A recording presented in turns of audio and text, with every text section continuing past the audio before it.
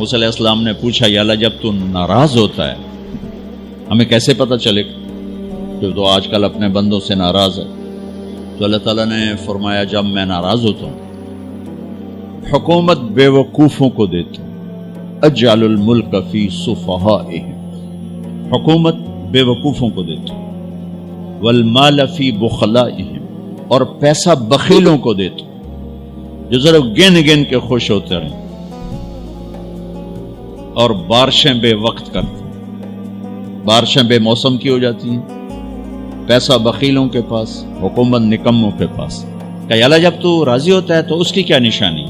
تو اس کی نشانی یہ ہے کہ اجعل الملک فی حلمائہم، حکومت سمجھدار اور نیک لوگوں کو دیتا ہوں، والمال فی سمحائہم، اور پیسہ سخیوں کو دیتا ہوں، اور بارشیں وقت پہ کرتا ہوں۔ تو موسیٰ سمجھو میں اپنے بندوں سے راضی ہو چکا۔ تو اطعام الطعام میں اشارہ ہے سخی بنو، سخی بنو۔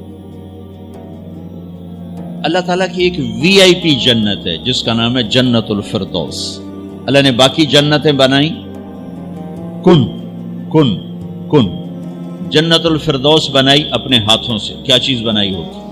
تو اللہ نے کہا وعزتی وجلالی لا یجاورنی فیکی بخیل، اے جنت مجھے اپنے عزت و جلال کی قسم تیرے اندر بخیل نہیں جا سکتا، مرد یا عورت بخیل نہیں جا سکتا، سخی جائے گا، بخیل نہیں جا سکتا۔ بخیل سے اللہ کی دوستی لگ نہیں سکتی اور سخی سے ٹوٹ نہیں سکتی۔ شیطان کہتا ہے میں عبادت گزار اور بخیل ہو تو مجھے کوئی ڈر نہیں لگتا، یہ آپ پہ ہی ماریا جائے گا، ایک دن آپ پہ جا بیٹھانا ہے، یہ جو پیسے کی کشش اس کو مار دے گی۔ اور نافرمان سخی سے ڈرتا رہتا ہوں کہ پتہ نہیں کب بخشا جائے، پتہ نہیں کب بخشا جائے، کب سخاوت کو اللہ پسند کر کے چلو پار کرتے۔ جبریل پوچھتے ہیں یا رسول اللہ مل ایمان، ایمان کیا ہے؟ تو آپ نے فرمایا ان تؤمن باللہ وملائکتہ وکتبہ ورسلہ وبالبعث بعد الموت۔ ایمان عقیدہ، اللہ پر، فرشتوں پر، کتابوں پر، رسولوں پر، موت کے بعد کی زندگی۔ یہ مدینے کا سوال ہے۔ اب آخری حج کا سوال ہے یا رسول اللہ مل ایمان۔ پہلے سوال کرنے والے جبریل ہیں اور یہ سوال کرنے والے عمر بن عبس ہیں۔ یا رسول اللہ مل ایمان، ایمان کیا ہے؟ تو آپ نے کیا جواب دیا؟ الصبر والسماحہ، الصبر والسماحہ۔ اب چھت بتا رہے ہیں کہ ایمان یہ ہے صبر کر اور معاف کر، صبر کر اور معاف کر۔ میرے بھائی بہنوں، میرے رب کی قسم، جیسے یہ ہے نا وجعلنا من الماء كل شيء حي افلا يؤمنون، اللہ نے ہر جاندار کا لازمی جز پانی بنایا۔ پانی نکال دو تو آدمی مر جاتا، ڈی ہائیڈریشن سے موت واقع ہو جاتی۔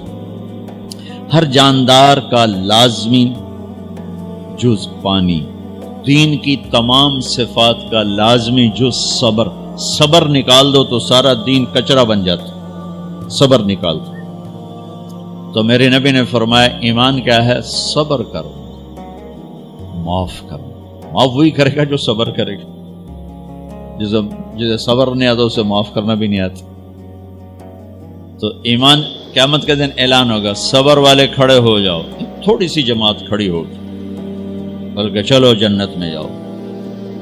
ان کو اللہ بغیر حساب کے جنت میں ڈال دے گا۔ جب آپ صبر کرتے ہیں تو ایک طاقت بنتا ہے، لوگوں کی منفی چیزوں کو آپ اپنے اندر سہتے ہیں، برداشت کرتے ہیں۔ صبر اس کو پروسیس کرتا ہے، پھر وہ طاقت بنا کے آپ کے اندر سے باہر پھینکتا ہے، جو پہاڑوں میں سوراخ کر دیتی ہے اگر ہم صبر کرنا سیکھ اور معاف کرنا سیکھ۔ 21 برس قتل کرنے والوں کے منصوبے بنانے والے اہل مکہ، آپ نے ایک بول پہ فرمایا جاؤ معاف کر۔ کمال، 21 برس قتل کے پیچھے پھرتے رہے۔ جنگ خندق کے فوراً بعد مکہ میں قحط آ گیا، تو ہمارے نبی نے 300 دینار،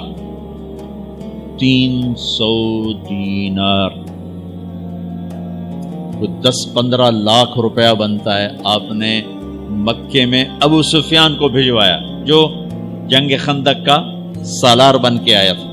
آپ نے کہا مکے والوں میں کہتا ہے ان کو کھانے کھلاؤ میری طرف سے.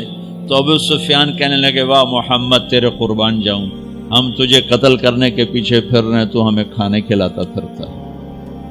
یہ میرے نبی کے اخلاق ہے, میرے نبی کو معاف کرنا ہے. آپ سوئے ہوئے ہیں, آپ کی تلوار اٹھا کر ایک بدو نے آپ کے پسلی میں ماری, آپ اٹھ کے بیٹھ گئے. تو کہنے لگا کون بچائے گا, یعنی میں تیار ہو جا. تو آپ نے کہا اللہ. تو آپ نے کہا اللہ, تو اس کا ہاتھ کانپا اور تلوار گر گئی. تب آپ نے اٹھا لی, آپ نے ایسے سیدھی کی, اب تو بچا, تو بتا تجھے کون بچائے. تو کہنے لگا میں تو ہی بچاونا ہے, اور کہیں بچاونا. تو آپ نے کہا کلمہ پڑھتے ہو؟ کہنے لگا نہیں پڑھتا. اب تو آپ اس کی گردن اڑوا دے, یہ خود ہی اڑا دیتے.